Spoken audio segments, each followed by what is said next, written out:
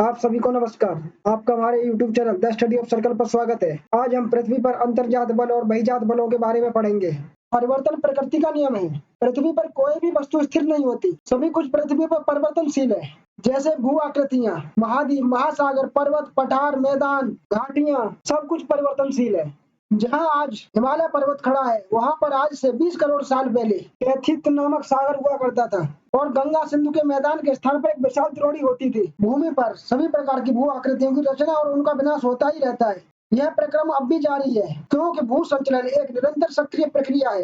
आंतरिक बल की उत्पत्ति पृथ्वी में गहराई पर होती है और इसी बल की उत्पत्ति के कारण पृथ्वी के आंतरिक भाग में चट्टानों का प्रसरण, संपीड़न, ताप, दाब, घनत्व, परिवर्तनशीलता, रासायनिक तत्वों का योग, रेडियो धर्मी पदार्थों का विघटन, मैग्मा का संचलन होता रहता है। पटल विरूपणी बल पृथ्वी के अंदर धीरे धीरे कार्य करता है और इसका प्रभाव हजारों लाखों सालों में दिखाई देता है। जैसे बाल्टिक सागर का तट प्रति 1000 वर्षों में 1.3 मीटर उठ जाता है।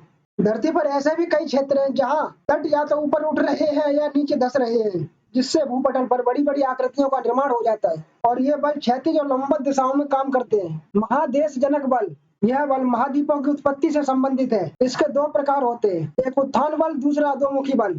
उत्थान बल में भूमि का एक बहुत बड़ा सागर, उत्थान बल के अंदर भूमि का एक बहुत बड़ा भाग ऊपर की ओर उठ जाता है। जैसे पिछले लगभग 100 सालों में स्वीडन का दक्षिणी पूर्वी भाग लगभग 1 मीटर उठ गया है और समुद्र से दूर अनेक उठे हुए चबूतरे मिले हैं, जहाँ समुद्री अवशेष बड़ी मात्रा में मिलते हैं। इससे यह पता चल जाता है कि किसी समय में यह चबूतरे समुद्र में डूबे हुए थे। भारत में कठियावाड़, गंगा का डेल्टा, मुंबई, पांडुचेरी के तटीय भागों में उत्थान के प्रमाण भी मिले हैं। अधोमुखी बल में पृथ्वी का कुछ हिस्सा नीचे धंस जाता है, जैसे समुद्र तल के नीचे कोयले के भंडार, जलमग्न वन, डूबी हुई घाटियां, प्रवाल रोधिका, प्रवाल द्वीप, ये सब अधोमुखी बल के उदाहरण है। भारत में मुंबई तट के नजदीक समुद्र तल से 6 मीटर नीचे दबे हुए वन क्षेत्र, पूर्वी तट पर पिनी वैली के निकट धसे वन, पांडुचेरी के निकट पीट और लिग्नाइट के भंडार और गंगा नदी में दबी वनस्पति के प्रमाण अधोमुखी बल के उदाहरण है। पर्वत निर्माणकारी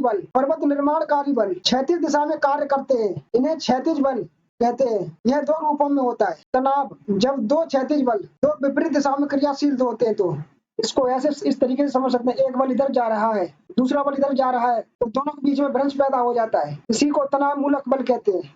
इसमें दरारों में चट्टानें पड़ जाती हैं। दूसरा होता है संपीड़न बल, जब एक बल इधर से आ रहा है, दूसरा बल इधर से आता है, तो संपीड़न बल कहलाता है और चट्टानों का कुछ भाग ऊपर उठ जाता है। बल पृथ्वी के अंतर्जात बल द्वारा क्षैतिज संचालन के कारण जब भूपटलीय चट्टानों पे संपीड़न की स्थिति उत्पन्न हो जाती है, तो चट्टानों में लहरनुमा मोड़ बन जाते हैं, जिसे बलन के नाम से जाना जाता है। और इन बलनों में एक भाग ऊपर उठ जाता है, दूसरा भाग नीचे धंस जाता है। उठे हुए भाग को अपनति कहते हैं, जाता उसे अभिनति कहते हैं। देख सकते हैं आप नीचे धंसा हुआ भाग और उठा हुआ भाग। नति और नतिलंब, चट्टानें जब क्षैतिज तल के साथ कोण बनाती हुई झुकी होती हैं, इन्हीं झुकी हुई चट्टानों के झुकाव की गति को नति कहते हैं। नति चट्टानों की एक परत क्षैतिज तल के कोण को बताती है। जब कोई पहाड़ी 30 डिग्री का कोण बनाती है और इसका ढाल उत्तर दिशा में है, तो इसकी नति 30 डिग्री दक्षिण में होगी। इसकी नति यहाँ बैठ रही, यहाँ दक्षिण में होगी इसकी नति, और इसका कोण 90 डिग्री का ये बनेगा, इसको नतिलंब कहेंगे। ये नतिलंब हो गया, ये दोनों साइड से नतिलंब बन जाएगा। इसको बलों के प्रकार, सममित बल के अंदर दोनों भुजाओं का झुकाव समान होता है और अक्ष की रेखा लंबवत होती है। ये आप देख सकते हैं, ये दोनों दिशाएं, ये दोनों तरफ से इस पर दोनों तरफ से बल बराबर लग रहा है, जो अक्ष की रेखा के लंबवत है।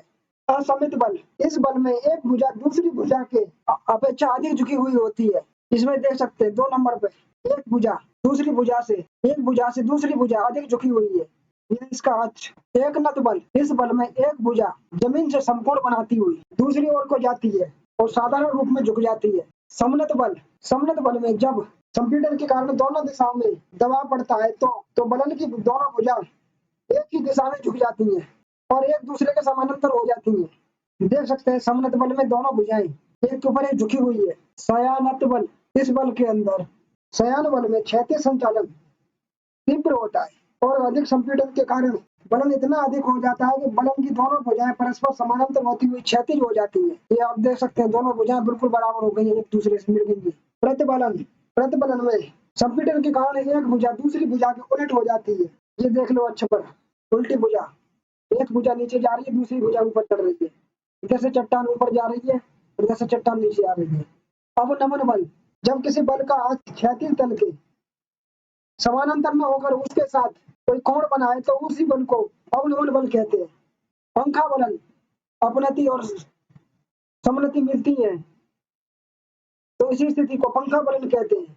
ये आप देख सकते हैं, पहाड़ी उठी हुई है इधर से, ये इसकी अपनति है और ये इसकी अवनति नीचे वाली। जब ये मिलती है तो पंखा बलन बनता है। चांडिल पहाड़ी जमशेदपुर के पास, ये नागपुर के पास की पहाड़ी का है और पाकिस्तान के पहाड़ का पोटावर समनति है। समनति में देखो पूरा क्षेत्र बैठा हुआ है।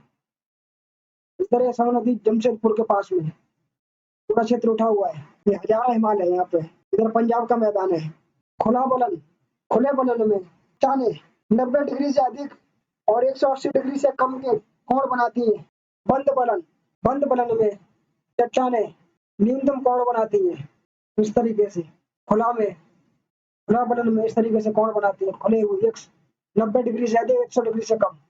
ग्रीवा खंड, ग्रीवा खंड में एक भुजा दूसरी भुजा के ऊपर चढ़ी रहती है क्षैतिज दिशा में। जब पृथ्वी का अंतर्जात बल अधिक सक्रिय हो जाता है तो संपीड़न अधिक होने लगता है और परिलंबन मोड़ की उल्टी भुजा और अधिक मुड़ने लग जाती है। इस तरीके से एक मोड़ का भाग दूसरे मोड़ के ऊपर खिसक कर चढ़ने लगता है। ये देख सकते हैं, चढ़ रहा है ऊपर। इसी दिशा में नीचे की परतें ऊपर आ जाती हैं और उनका क्रम उल्टा हो जाता है। ये देखो, नीचे की परतें ऊपर आने लग गई, ये वाली परत इधर आ जाएगी ऊपर में, उल्टा हो जाएगा पूरा क्रम।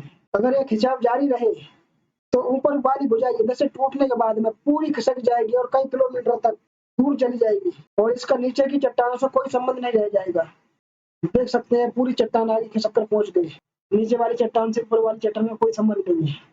ध्वंस, जब भूपटल पर चट्टानों की सहन शक्ति कम होने लगती है तो चट्टानें छटक जाती है, इससे भ्रंश पैदा होता है। जब भूपटल के किसी भाग में संपीड़न होता है तो किसी दूसरे भाग में तनाव पैदा हो जाता है। इसी तनाव से भ्रंश बनते हैं और भ्रंशों से चट्टानों में दरारें पड़ जाती हैं। ये दरारें कुछ सेंटीमीटर से कुछ मीटर तक चौड़ी हो सकती हैं और चौड़ी दरारों को विभंग कहते हैं। देख सकते हैं भ्रंश, इधर विभंग, ये भ्रंश कुछ ही मीटर चौड़ी होती है। ये भ्रंश है। भ्रंश के प्रकार, सामान्य भ्रंश, सामान्य भ्रंश, जब भ्रंश तल के दोनों ओर के भूखंड एक दूसरे की प्रतिकूल दिशा में खिसकते हैं तो उनके बीच की दूरी बढ़ जाती है। इसी को सामान्य भ्रंश कहते हैं। देख रहे हैं आप, एक नीचे की ओर जा रहा है, दूसरा ऊपर की ओर आ रहा है। क्षेप भ्रंश, क्षेप भ्रंश में एक खंड दूसरे खंड के ऊपर चढ़ जाता है तो क्षेप भ्रंश बन जाता है। उत्क्रम भ्रंश, उत्क्रम भ्रंश में दोनों खंड एक दूसरे की तरफ सरकने लगते हैं तो इनके बीच की दूरी कम हो जाती है। इसी को उत्क्रम भ्रंश कहते हैं। यह संपीड़न बल द्वारा होता है। सोपानी भ्रंश, सोपानी भ्रंश में चट्टानें टूटने लगती हैं। देख सकते हैं आप चित्रों में, बीच बीच में से चट्टानें टूट जाती हैं और सीढ़ीनुमा बन जाती है। ये इस तरीके से सीढ़ीनुमा बनती जाती है चट्टानें।